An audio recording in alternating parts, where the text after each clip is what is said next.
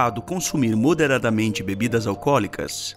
Parte 2. Se você não assistiu ao vídeo anterior, eu sugiro que você assista antes de prosseguir com este vídeo. Nesse vídeo vamos analisar as alegações que são feitas por pastores que tentam provar que o cristão deve evitar por completo o uso de bebidas alcoólicas, mesmo que seja moderado.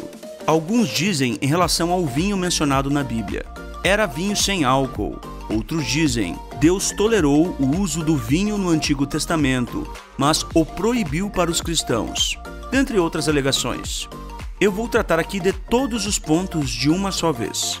Em primeiro lugar, não existe vinho sem álcool. O vinho é, por definição, alcoólico. Ponto final. Justamente por ser uma bebida alcoólica é que a Bíblia proíbe a embriaguez.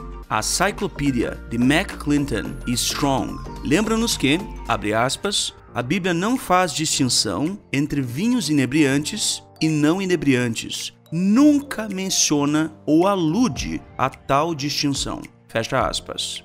A Bíblia de Estudo Arqueológica NVI comenta, abre aspas, não há fundamento para sugerir que os termos gregos ou hebraicos para vinho se refiram a um suco de uva não fermentado. Fecha aspas. A própria palavra hebraica mais comum para vinho, que é yayin, deriva-se de uma raiz que significa efervescer ou fermentar, segundo nos explica o dicionário de James Strong. Ou seja, a palavra para vinho significa uma bebida fermentada, por definição, e portanto alcoólica. Portanto, alegar que o vinho mencionado na Bíblia não era alcoólico é algo abaixo do nível do ridículo e deve ser desconsiderado desde já. Para meu espanto, porém, certo pastor citou Lamentações 2, 11 e 12, que fala de crianças de peito pedindo pão e vinho, como suposta prova de que tal vinho não era alcoólico. Porém, se você ler o contexto, ficará evidente que tal descrição não é literal. O contexto fala da muralha prantear, versículo 8, e do fígado se derramar por terra, versículo 11. Ademais, crianças de peito evidentemente se alimentam de leite materno e possivelmente nem falam.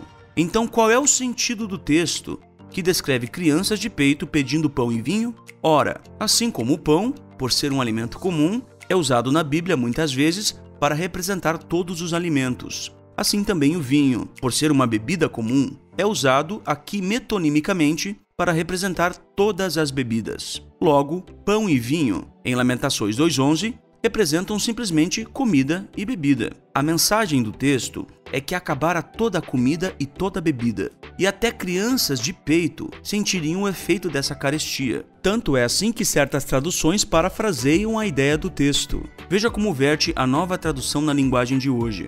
Abre aspas. Vejo crianças e bebês morrendo de fome nas ruas da cidade.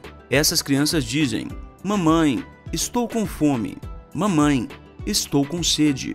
Fecha aspas. Portanto, o texto de Lamentações 2, 11 e 12 não pode ser usado para dizer que existe vinho não alcoólico, o qual poderia ser dado a crianças. Esse argumento é falso e está abaixo do nível do ridículo. Outro pastor citou Apocalipse 19:15, onde lemos que Cristo pisa o lagar do vinho do furor, e argumentou que o suco produzido imediatamente pelo pisar de uvas é vinho não alcoólico. Ora, é óbvio que o texto fala do vinho do lagar, porque a substância ali obtida se tornaria vinho. É algo parecido quando a Bíblia menciona o pão da terra, em Números 15:19. A terra não dá imediatamente pão. É óbvio que o sentido do texto fala do produto da terra, que seria posteriormente usado para preparar o pão ou alimento. Igualmente, o produto do lagar seria posteriormente usado para produzir vinho, o mesmo vinho mencionado em Apocalipse 14:10. Ali lemos que o vinho produzido pelo lagar da ira de Deus é um vinho não misturado, o que significa que não possuía adição de água e nem era diluído com qualquer outra substância, sendo um vinho encorpado e bem forte, ou seja, alcoólico. Ademais, o lagar pisado por Jesus em Apocalipse 19:15 é obviamente figurativo, e ele representa o furor e a ira de Deus. Será que um suquinho de uvas frescas, da marca Tang, seria capaz de abranger tal comparação? É óbvio que não. Vinho é, por definição, alcoólico. Se a pessoa não tem capacidade para entender isso, então ela tem problemas maiores que a minha argumentação não será capaz de resolver. Ainda outro pastor distorceu o texto bíblico de Isaías 65:8, na tentativa de provar que existe vinho não alcoólico. Na Almeida Atualizada nós lemos: assim diz o Senhor, como quando se acha vinho num cacho de uvas, dizem, não o desperdices, pois há bênção nele. Assim farei por amor de meus servos, e não os destruirei a todos. Visto que esse texto diz que há vinho em um cacho de uvas, o pastor concluiu que haveria uma inferência a um vinho não alcoólico, um vinho não fermentado. Bem, essa interpretação é gritantemente tendenciosa e infantil. O sentido do texto não é de que de fato há vinho no cacho de uva, mas faz referência também ao futuro vinho que há de ser produzido a partir daquela uva. Vamos comparar esse caso com os seguintes exemplos bíblicos. Hebreus 7:10 diz que, abre aspas, ele, Levi, estava nos lombos de seu pai Abraão. Será que Levi estava literalmente dentro de seu bisavô Abraão?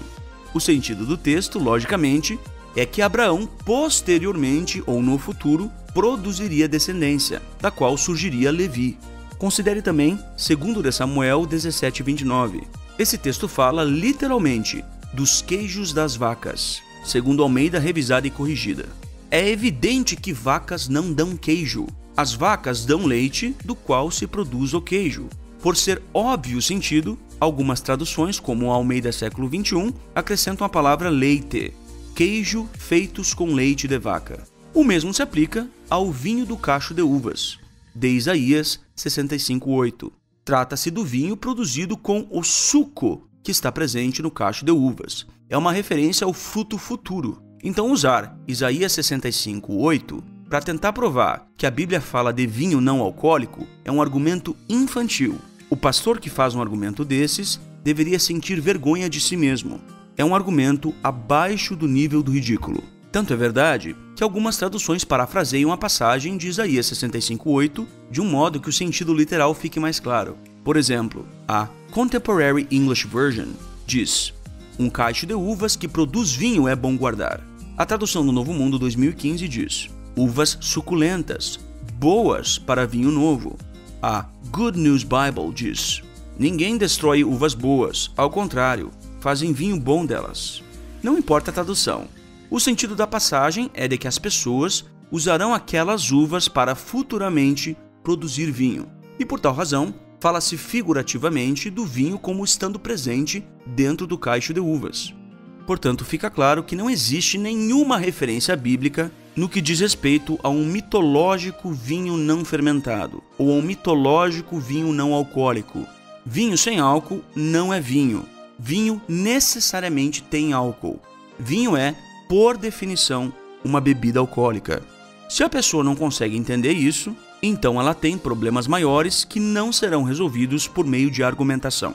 Então fica claro que a Bíblia não faz menção a nenhum vinho não alcoólico, e não existe nenhum texto bíblico que indique isso.